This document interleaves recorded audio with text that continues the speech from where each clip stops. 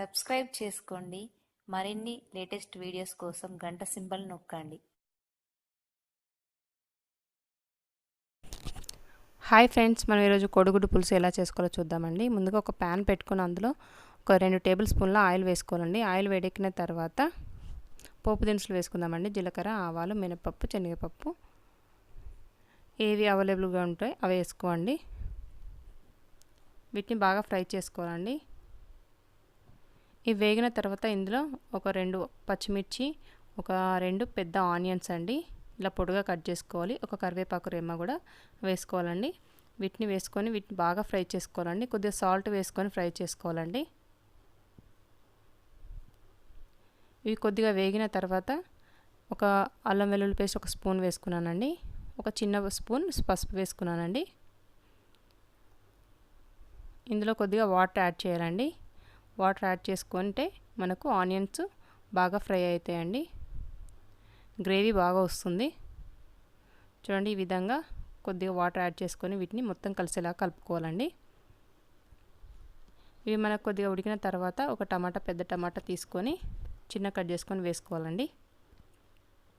దీన్ని కూడా బాగా ఉడకనివ్వాలి. మొత్తం కలిసేలా కలుపుకున్నాక ఒక 2 నిమిషాల పాటు ఉడకనిద్దాం. మూత పెట్టేసి ఉడకనిద్దామండి. చూద్దామండి, మనకి ఇవి ఉడికిపోయాయండి. ఇవి ఉడికిన తర్వాత మనం ఇందులో ఉప్పు కారం కూడా వేసేసుకుందాం. ఇలా మొత్తం కలుపుకున్న తర్వాత ఉప్పు కారం యాడ్ చేసుకుందాం. 1 స్పూనున్నర కారం,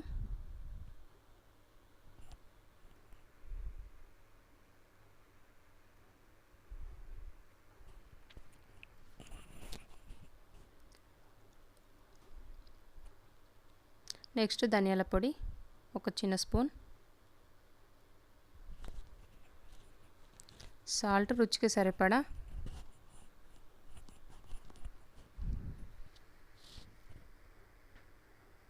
కొద్దిగా గరం మసాలా వేసి వీటినన్నిటిని ఫ్రై చేసుకోవాలండి. మొత్తం కలిసేలా కలుపుకోవాలి.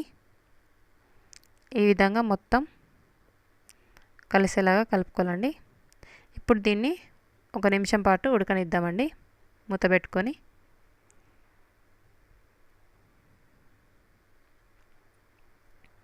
చూద్దామండి, చూడండి మనకి ఇవి ఉడికిపోయాయి కదండి. ఇప్పుడు ఇందులో నేను కొద్దిగా చింతపండు పులుసు కూడా యాడ్ చేసుకుంటున్నానండి.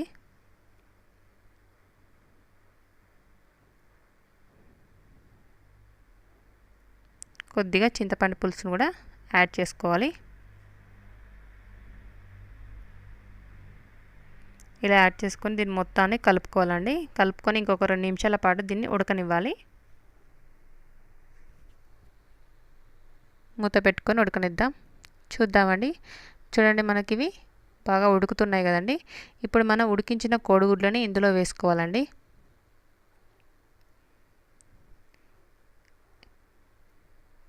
ఇలా ఒక్కొక్కటిగా కోడిగుడ్లను వేసుకొని ఇంకాసేపు దీన్ని అంటే ఒక 2 నిమిషాల పాటు ఉడకనిద్దామండి. మూత పెట్టేసుకుందాం.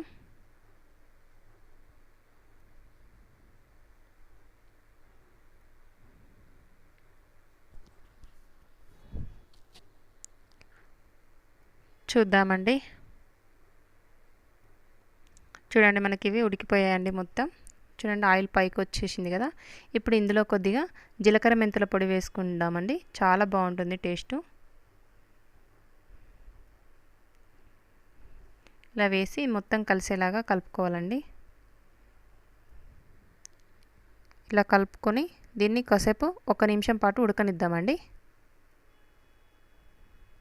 మూత పెట్టేసుకొని ఉడకనిద్దాం.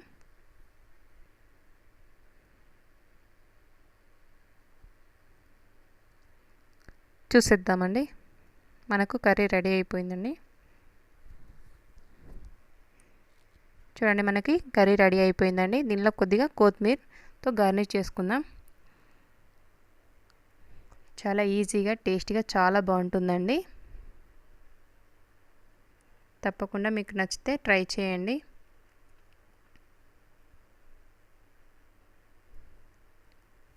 చూడండి కోడిగుడ్డు పులుసు రెడీ అయిందండి. మీకు నచ్చినట్లయితే లైక్ చేయండి, షేర్ చేయండి, సబ్స్క్రైబ్ చేయడం మాత్రం మర్చిపోకండి.